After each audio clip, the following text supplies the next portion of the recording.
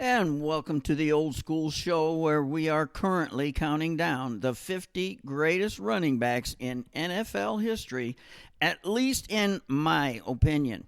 Hey, I'm your host, L.O. Grant, longtime high school football and wrestling coach.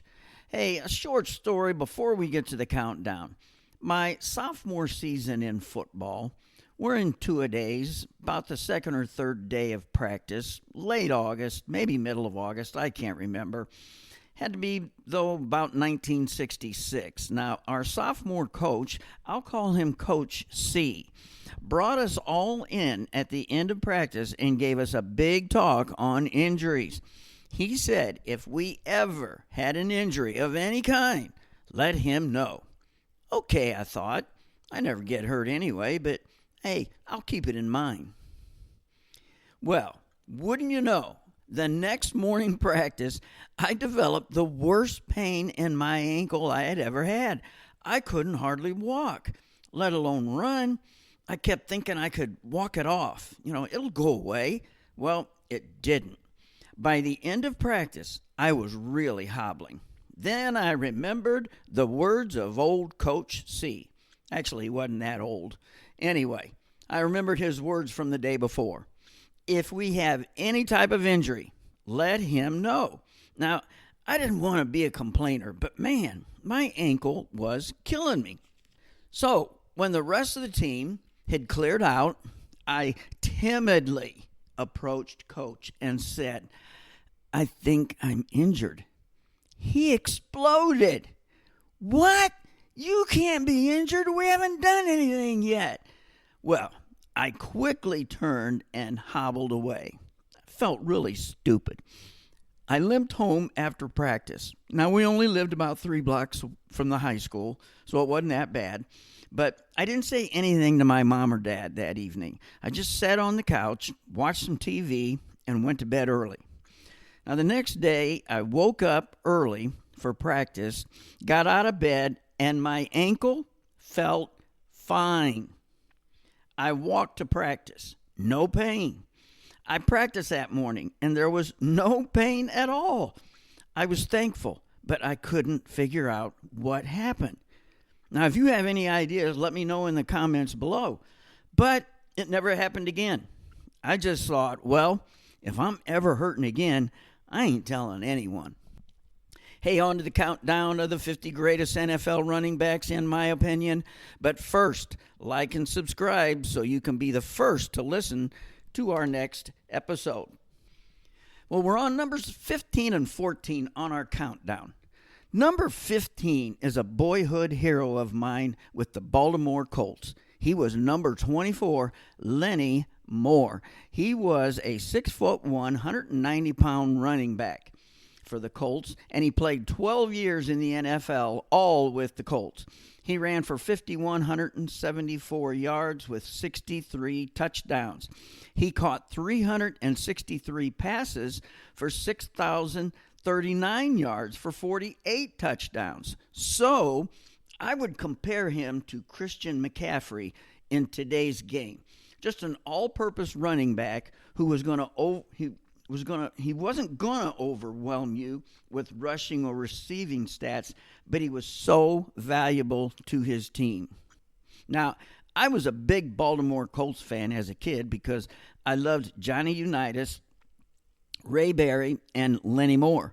They were my big three, and the Colts were very good in that area from 1956 to 1967.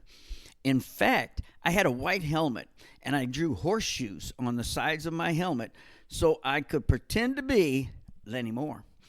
Moore, called the Reading Rocket, was inducted into the Pro Football Hall of Fame in 1975.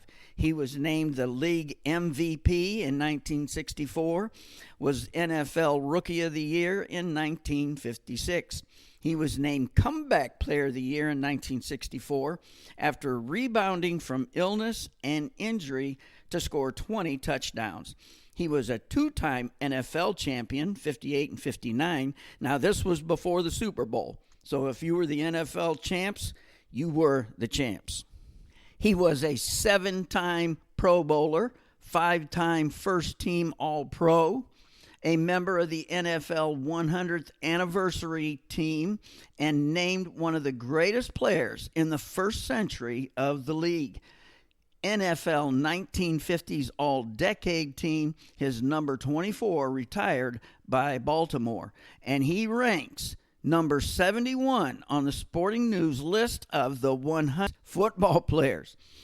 He remains the only player in NFL history with at least 40 rushing TDs and 40 receiving TDs, although I think Christian McCaffrey might be nearing that record at this time. I'll have to check that out. But he finished with 113 total touchdowns and 12,451 all-purpose yards. One of my boyhood heroes, Lenny Moore. Okay, number 14 on my list is one that I really struggled with. This guy, when I watched him, I thought, man, he's as good as anyone I've ever seen. Maybe the best I had ever seen. He was so good just watching him. Give it the eyeball test. That's all you had to do. But he only played in 38 games and ran for just 2,782 yards. So for that reason, I put him at number 14 on my list instead of maybe top 3 or maybe top. And that player was Bo Jackson. Despite playing football as a hobby during the Major League Baseball offseason, his impact was massive. He made the 1990 Pro Bowl, NFL Rookie of the Year in 1987. He holds the NFL record for most runs of 90 yards or more from scrimmage. In 2013, he was named by ESPN's Sport, Science, and Sports Center. Not sure what that is, but anyway, they named him the greatest athlete of all time based on a variety of performance metrics. I haven't really talked about his brief, legendary career in Major League Baseball because, hey, this is a football countdown. Now, Jackson was injured in January of 1991 in an NFL playoff game. During the third quarter, Jackson was tackled from behind at the end of a 34-yard run. The tackle looked routine, but the force of Jackson's own momentum and strength caused his hip to dislocate. Man, can you imagine that? The hip was popped back in on the sidelines. Oh, my goodness.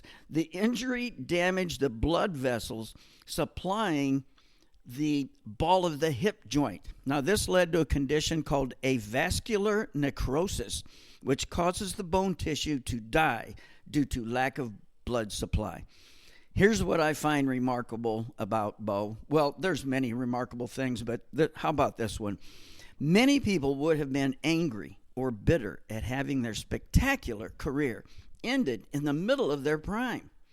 Not Bo. He said, I still wouldn't change a thing. God had a plan of the way of things working out, and they did. I have no regrets. Wow. Hey, maybe the best I ever saw, Bo Jackson. Hey, relive the glory with us each episode, and we'll see you next time as we continue our countdown of the 50 greatest running backs in NFL history.